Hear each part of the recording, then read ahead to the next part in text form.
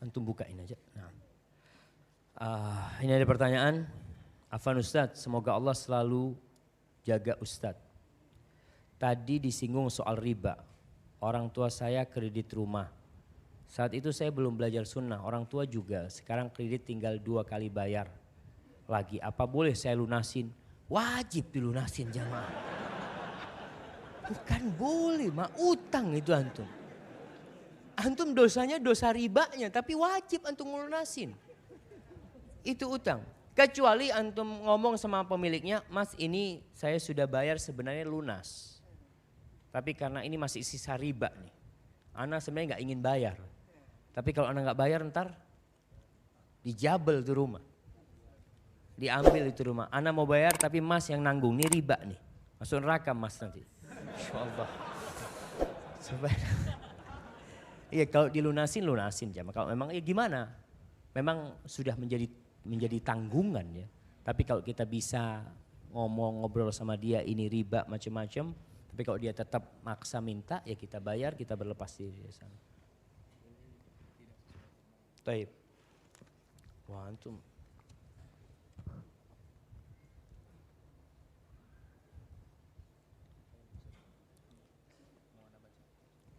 Antum mau bacain fadhal apa? Cek. Assalamualaikum Ustadz. Saya mau tanya, 5 bulan terakhir saya enggak tegur sapa dengan kakak saya. Dan alhamdulillah 3 hari lalu kita sudah baikan. Pertanyaannya, apakah amalan yang saya lakukan sebelumnya atau selama 5 bulan terakhir itu bisa diterima Ustadz? Syukran, jazakallah. Assalamualaikum warahmatullahi wabarakatuh. Waalaikumsalam warahmatullahi wabarakatuh. Subhanallah jamaah. Jamaah, ini urusan keluarga. Gesekan itu biasa terjadi. Apalagi kadang-kala kalau usahanya sama. Kakak beradik. Kadang-kala masalah-masalah harta. Sehingga tidak bertegur sapa 5 bulan. Bayangkan jamaah. Alhamdulillah dia sudah bertegur sapa. Bagaimana dengan amalan dia? Apakah kiranya amalannya itu diterima sama Allah SWT? Dalam hadis Rasul sallallahu alaihi wasallam mengatakan anziru lihadaini hatta yastaliha. 2 orang ini jangan diampuni dosa-dosanya, jangan diangkat amalannya sampai keduanya berbaikan. Jadi kalau sudah bertegur sapa, sudah kembali baik, insya Allah amalannya diangkat sama Allah dan dosa-dosanya diampuni sama Allah. Barakallahu fikum. Pertanyaan ini sebenarnya agak sedikit sensitif Ustadz. Tapi ini sangat penting juga Ustadz. Assalamualaikum Ustadz. Tentang silaturahmi Ustadz, saya sedikit menjaga jarak sama saudara-saudara dari ibu saya. Dikarenakan mereka pendukung dari paslon yang tidak kehendaki gitu. Saya gak bisa sebut ininya, mohon maaf. Karena setiap saya ke sana, saya selalu diceramahin untuk memilih dia. Ustadz, apakah saya berdosa menjaga jarak dengan mereka? Mohon nasihatnya Ustadz. Assalam. Waalaikumsalam warahmatullahi wabarakatuh. Jamaah, ketika Rasul sallallahu alaihi wasallam hijrah ke Madinah, itu penduduk Madinah ada 3 ragam. Yang pertama muslimin, yang kedua musyrikin, yang ketiga Yahudi. Setelah perang Badar, umat Islam Allah kasih kemenangan. Orang-orang musyrikin mulai hilang. Jadi apa mereka? Jadi munafikin. Iya, mereka menghilang bukan masuk Islam karena mereka ingin Islam. Mereka jadi munafikin yang hanya ingin mengambil manfaat dari umat Islam. Orang-orang seperti itu. Dan kalau kita lihat di masa Rasul sallallahu alaihi wasallam saja ada orang munafikin. Apalagi di masa kita. Antum tahu yang khutbah di masa itu adalah baginda Nabi sallallahu alaihi wasallam. Yang jadi imam adalah Rasulullah sallallahu alaihi wasallam. Makmumnya sebagian munafikin. Apalagi di zaman kita. Antum nggak perlu tunjuk orang. Kita tanya, jangan-jangan anak termasuk munafik. Abdullah bin Abi Mulaika, seorang tabi'in, dia mengatakan, adraktu 30 min ashabin Nabi sallallahu alaihi wasallam. Aku sempat berjumpa dengan 30 dari sahabat Nabi Muhammad SAW. Kulluhum yakhafu ala nafsihin nifaq. Semuanya takut dia itu munafik. Kalau itu sahabat-sahabat senior takut, bagaimana dengan kita? Di antara tanda-tanda orang munafikin, kata Allah Jalla Jalaluh, in tamsaskum hasanatun tasu'hum wa in tusibkum musibatun yafrahu biha. Kalau kalian menang, dapat kebaikan, susah tuh orang munafik. Tapi kalau kalian kalah, mereka bahagia. Hati-hati. Kita ini hati kita bersama siapa sih? Apakah kita bersama Allah dan Rasulnya? Jemaah, kita berlepas dari semua yang ada di negeri kita. Yang Jakarta sekarang ada pilkada. Ini hati kita untuk semua dan sampai kapan? Hati kita adalah untuk saudara kita. Al-Ma'idah 51, sebagian umat Islam. Allah katakan, ya ayyuhalladzina amanu. Dia mengatakan ini ayatnya udah gak bisa dipakai sekarang. Taib, ini hanya untuk yang beriman memang. Betul, kau gak harus pakai. Enggak. Karena memang untuk yang beriman. Benar, kita kok enggak bisa dipakai, fadhol. Karena ini khusus yang beriman. Kita tenang sebenarnya. Maka bagaimana kita menghadapi saudara-saudara kita yang mungkin yang hati mereka tidak bersama umat Islam. Yang mereka mungkin suka umat Islam itu kalah. Dia suka umat Islam itu dapat musibah. Ada orang-orang yang ketika umat Islam dibantai di Aleppo, dia senang. Ketika Israel diserang, dia susah. Dia jerat-jerit hak asasi manusia. Gimana nih umat Islam nih? Dia muslim jemaah. Wallahi ana pernah baca seorang wanita pakai jilbab jemaah. Ini tahun 2000-an. Tahun 2005.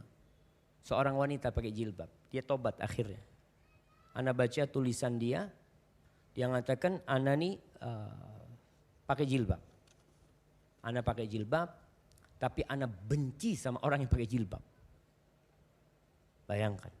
Ana suka kalau umat Islam diserang. Ana sedih kalau ada orang Israel yang terbunuh, yang tewas. Ana sedih banget. Dan ana benci dengan usaha-usaha umat Islam untuk mengembalikan kejayaan Islam. Dia muslimah, pakai jilbab. Tapi akhirnya dia dapat hidayah. Alhamdulillah sehingga dia ngerti. Tuh tugas kita adalah berbagi hidayah sama mereka. Umat Islam tetap harus santun. Umat Islam adalah umat yang toleransi. Iya. Kalau bicara toleransi, Rasulullah SAW pernah bertetanggaan sama orang Yahudi. Kumpul sama orang Yahudi. Di kota Madinah, na'am. Bahkan ada perjanjian. Bahkan saling menolong, iya.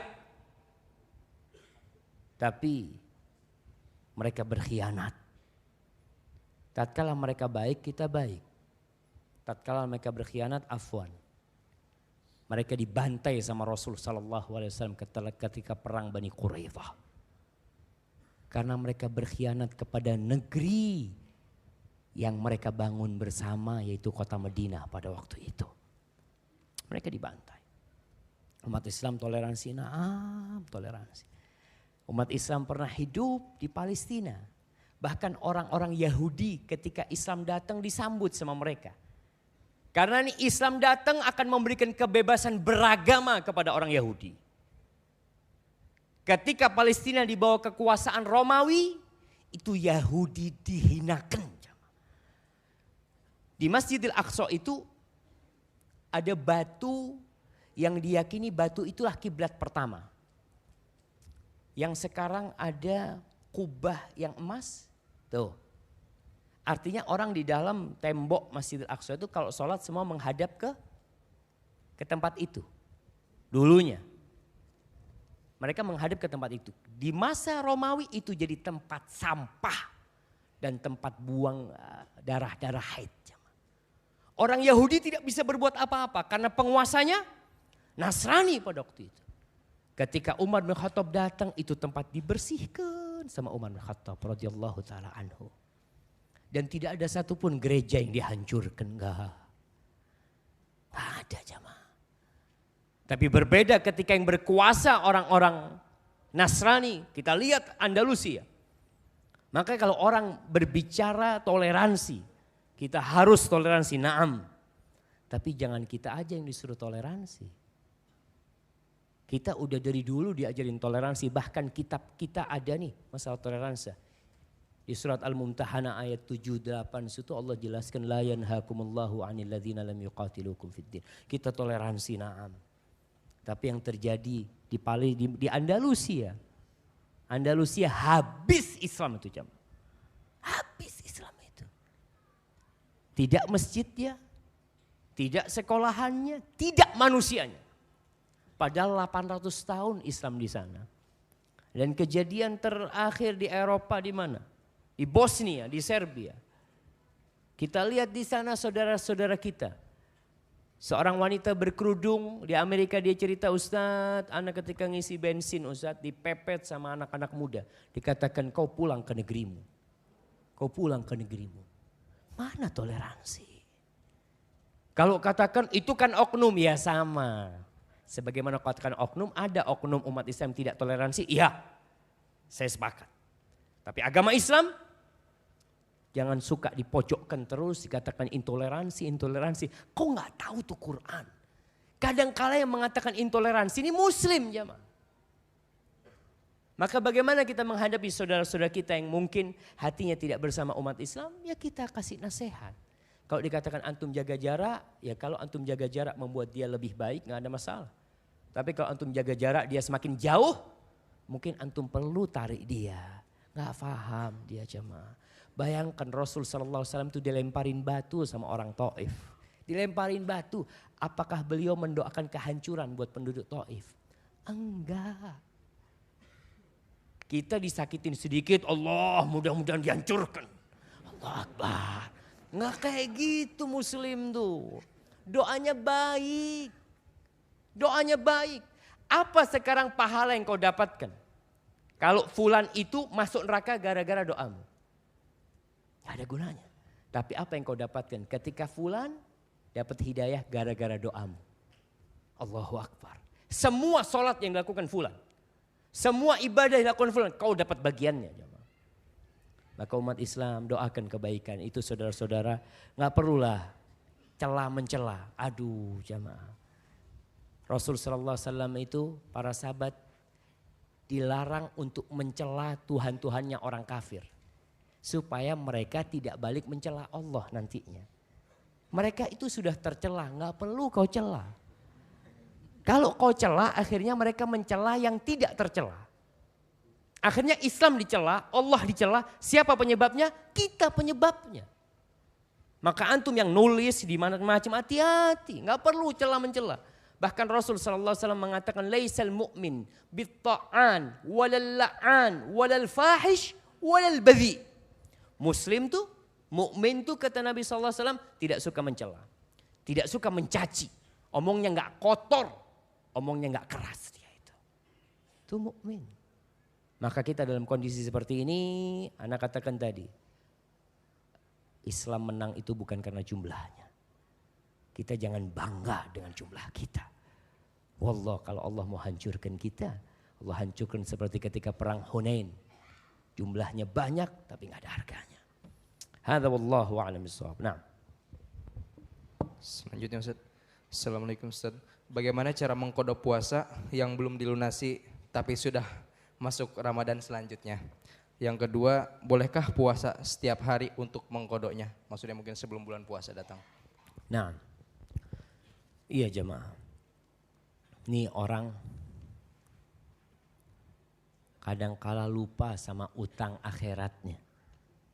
Kalau fulan punya utang, dia kejar fulan. Harus bayar tuh fulan tuh. Kadang-kala pertanyaan Ustadz, gimana Ustadz nih?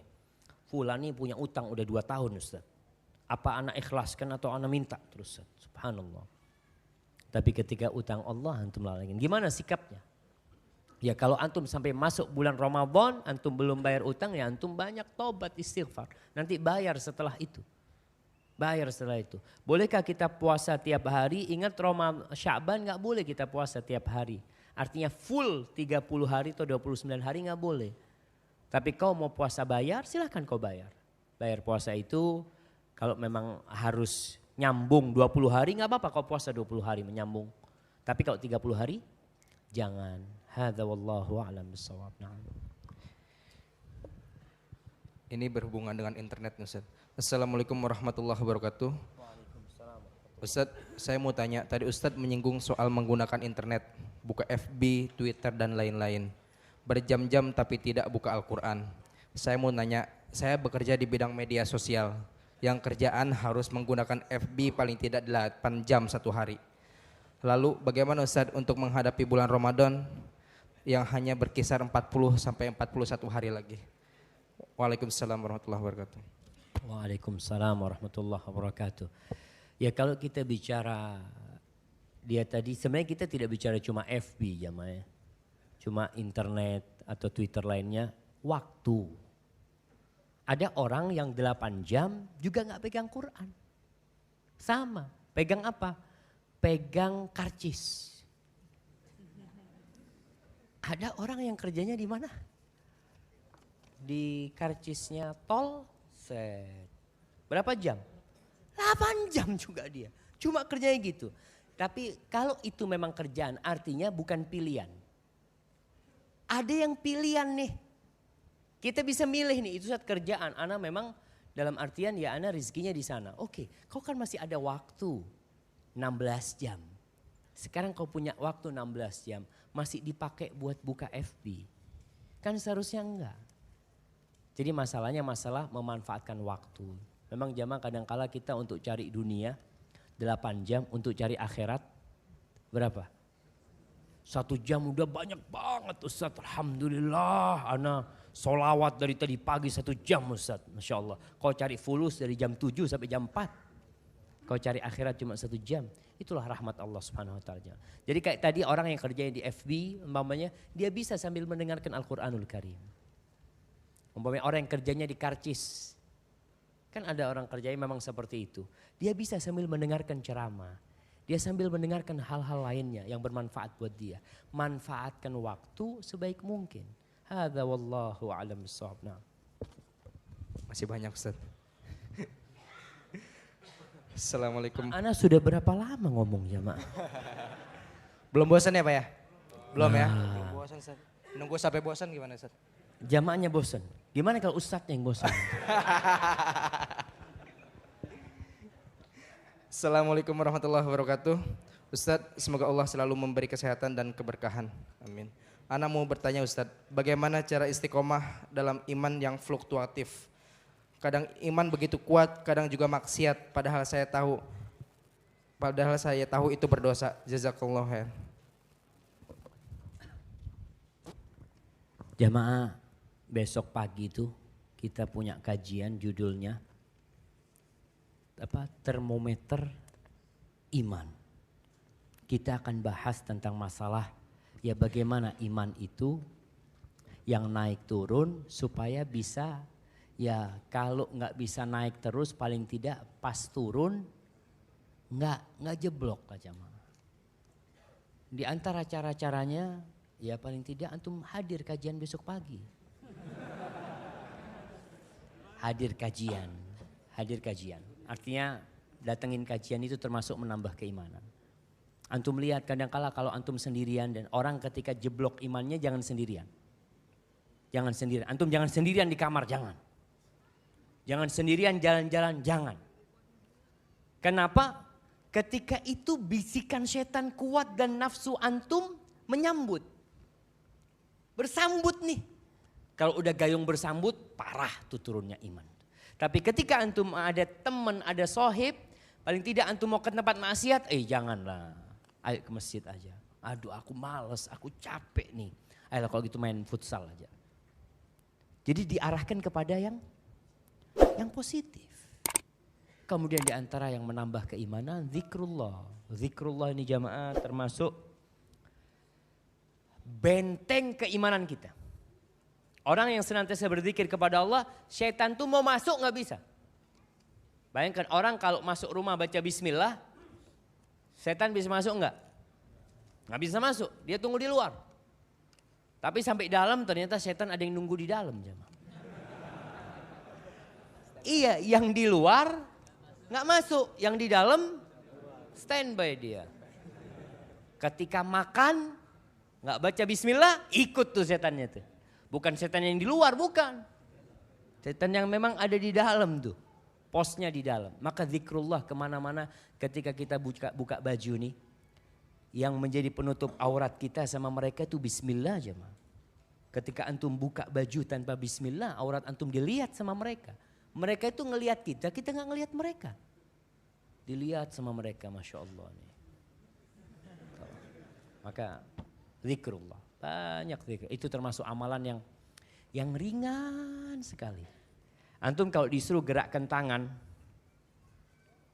10 kali, 100 kali, capek. Tapi lisan antum bergerak 1000 kali, nggak pernah capek. Ada orang yang, Ustaz lidah anak kok capek ya, dari tadi ngomong itu nggak ada. Mungkin yang capek tenggorokannya atau apa, tapi lidahnya gerak terus. Subhanallah. Barakallahu fikum. Nah. Belum bosan Ustaz ya? Jamaah 5 menit lagi.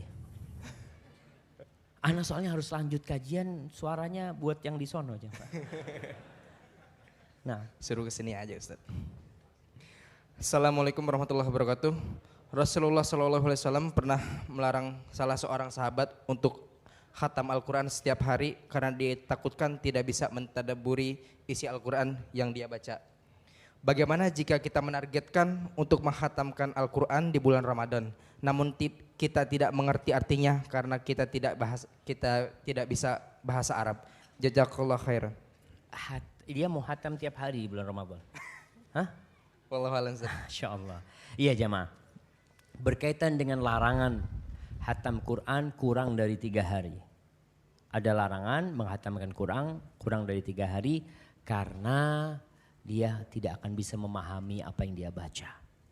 Bagaimana dengan kisah-kisah salafus saleh yang mereka hatam Quran di bulan Ramadan itu ada yang sehari 2 kali. Ada yang tiap hari hatam. Bagaimana para ulama mencari alasan kenapa mereka ulama yang tahu ada larangan menghatamkan Quran kurang dari 3 hari, kenapa mereka menghatamkan? Para ulama memberikan alasan yang pertama. Di antara alasan mereka, bulan Ramadan beda. Ada orang yang menghatamkan Quran tiap hari sepanjang tahun nggak boleh. Tapi di waktu-waktu khusus dan spesial, di situ Allah kasih berkah waktu sama orang. Sehingga dia bisa membaca Al-Quranul Karim karena udah terbiasa baca Quran. Yang kedua, bisa jadi mereka itu pokok baca. Bukan ditarget jamaah. Beda orang yang ditarget sama orang yang asal baca. Artinya dia baca hatam. Terus berhenti. Ana berarti nunggu 3 hari lagi nih. Umpamanya. Enggak, dia tidak ditarget. Artinya dia baca hatam, dia baca lagi. Hatam, dia baca lagi. Jadi bukan orang yang mentarget, artinya ngelihat, aduh jam berapa ini. Aduh ini aku harus 3 juz ini. Pokoknya nggak seperti itu. Jadi para ulama yang bacaan mereka sudah baik ya. Mereka memang sudah terbiasa membaca Al-Quranul Karim. Mereka baca dalam sholat mereka. Kayak disebutkan Utsman bin Affan radhiyallahu taala anhu. Dia sholat witir di depan maqam Ibrahim, di depan Ka'bah. Dia Allahu Akbar memulai dengan Al-Baqarah. Ruku ketika baca minal jinnati wan nas. Antum bayangkan. Apakah itu ditarget? Enggak. Artinya dia baca. Baca sampai An-Nas. Allahu Akbar. Maka tadi kalau antum mau hatam Al-Quran, fadhol. Gimana Ustaz kalau anda gak tahu artinya? Baik. Antum sekarang baca sama artinya enggak? Enggak. Nanti Ramadan mau baca sama artinya? Enggak juga, makanya di sini nih waktunya. Antum sekarang mulai latihan. Kadang-kadang ada yang bertanya, Ustadz lebih utama mana orang yang baca Quran di bulan Ramadan, dia enggak hatam tapi dia baca sama artinya dengan orang yang hatam. Sebenarnya kembali kepada kita. Intinya bulan Ramadan itu kita diperintahkan untuk banyak baca Al-Quranul Karim. Antum kalau bisa membaca artinya alhamdulillah. Tapi paling tidak kalau antum tidak bisa membaca artinya, antum baca lafalnya. Karena lafal Al-Quran itu adalah firman Allah Jalla Jalaluh. Hadza wallahu a'lam bishawab. Nah, terakhir. Terakhir, ini cukup bagus nih Ustaz. Bismillah, barakallahu fik. Semoga Allah selalu jaga Ustadz dan keluarga. Amin. Yang ingin Ana tanyakan, Ana sebagai penuntut ilmu, kadangkala ketika Allah perintahkan untuk taat ibadah, Ana berusaha semaksimal mungkin. Tapi tatkala dihadapkan dengan fitnah wanita yang bukan mahram, seringkali tidak kuat menahan syahwat. Bagaimana kiat menahan hawa nafsu tatkala sehari-hari Ramadan dan saat saat futur melanda, saat futur melanda. Jazakallah khair, doakan Ana agar segera dan cepat dianugerahkan istri yang soleha. Alhamdulillah Ana udah istri ya. Ana udah menikah Ustaz. Alhamdulillah. Jamaah, fitnah wanita ini kata Nabi kita sallallahu alaihi wasallam, ma taraktu fitnatan asyadda 'ala rijali minan nisa. Aku tidak meninggalkan fitnah yang lebih dahsyat buat kaum lelaki lebih daripada wanita. Antum dititipin duit 1 triliun di rumah, insyaallah antum jaga. Tapi dititipin akhwat satu rumah sama antum, wallahu a'lam bishawab. Nah, betul jemaah. Antum ingat kisah Nabi Yusuf alaihissalam. Gimana tuh Nabi Yusuf? Kalau Allah nggak jaga, Allah jaga Nabi Yusuf alaihissalam. Maka bagaimana kita menghadapi fitnah wanita ini? Sebenarnya fitnah wanita itu semua bermula dari mata. Semua bermula dari mata. Tatkala kita berhasil menundukkan pandangan, insya Allah kita berhasil sukses. Makanya Allah katakan wa qul lil mu'minin yaghuddu min absarihim. Kenapa disyariatkan menikah? Salah satunya untuk menahan pandangan mata. Maka segera antum menikah. Yang terfitnah dengan wanita, Ustadz Ana sudah menikah tapi masih tergoda dengan wanita. Masalahnya apa? Kau nggak menundukkan pandangan. Ada orang lewat, Masya Allah. Lewat lagi, Masya Allah. Akhirnya tanya, Ustadz Ana ini kayaknya harus nikah lagi Ustadz. Masya Allah. Masalahnya bukan nikah lagi. Kau walaupun nikah lagi, tapi matamu tetap tidak dijaga, tetap kau akan melihat wanita di luar itu lebih daripada istrimu. Makanya Rasul sallallahu alaihi wasallam nyuruh kita kalau ngelihat wanita dengan tidak sengaja tentunya. Dan membuat hasrat kita bangun, suruh kemana kita? Suruh pulang. Pulang. Assalamualaikum. Waalaikumsalam. Nah, semangat yang buka ternyata pembantu. Pembantu jemaah. Ibu kemana? Ibu belanja. Allahu Akbar katanya. Apa harus menikahin pembantu Ustaz? Masya Allah. Maka hati-hati tuh. Hati-hati jemaah. Dalam artian memang kita diperintahkan untuk menundukkan pandangan. Kalau kita tergoda ya tadi kita cepat pulang, temuin keluarga kita. Yang ada di wanita itu sama dengan yang ada di istri kita. Itu kata Rasulullah SAW. Cuma memang setan itu membuat sesuatu yang jelek jadi indah. Setan. Selalu setan itu membuat istri tetangga lebih cantik daripada istri sendiri. Dan tetangga antum ngelihat istri antum sama. Jadi ketika antum ngelihat istri tetangga, Masya Allah cantik banget. Ketika tetangga lihat istri kita, dia juga Masya Allah kata dia. Kok bisa gitu? Setan yang bikin. Wa zayyana lahumus syaitan. Setan itu yang menghiasi sehingga sesuatu yang buruk jadi indah. Maka antum segera Segera menikah, yang tadi umpamanya kepingin menikah lagi, kalau ternyata yang menyebabkan itu matamu, kau tundukkan pandangan. Kau tundukkan pandangan. Engkau insya Allah akan terjaga hatimu. Terus di masa Ramadan. Ramadan ini adalah madrasah untuk meninggalkan zina. Kok bisa? Seorang muslim itu dilatih untuk tidak mendekati istrinya di siang hari bulan Ramadan. Istrinya sendiri, halal tuh istrinya. Tidur di sebelahnya. Allahu Akbar. Haram tapi sekarang nih. Istrinya haram. Kalau yang halal kau tinggalkan, masa kau akan berzina melakukan yang haram? Na'udzubillah min dzalik. Makanya orang yang berpuasa seharusnya orang yang paling jauh dari perzinaan. Karena yang halal dia tinggalkan. Apalagi yang haram, yang Allah murka terhadap perzinahan itu.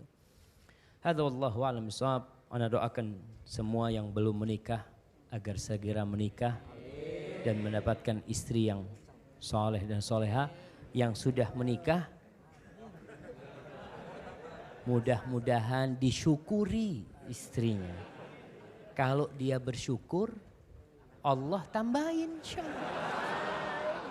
Kan Allah katakan la in syakartum la azidannakum. Kalau kalian bersyukur, Allah kalau satu enggak disyukurin, gimana mau ditambah?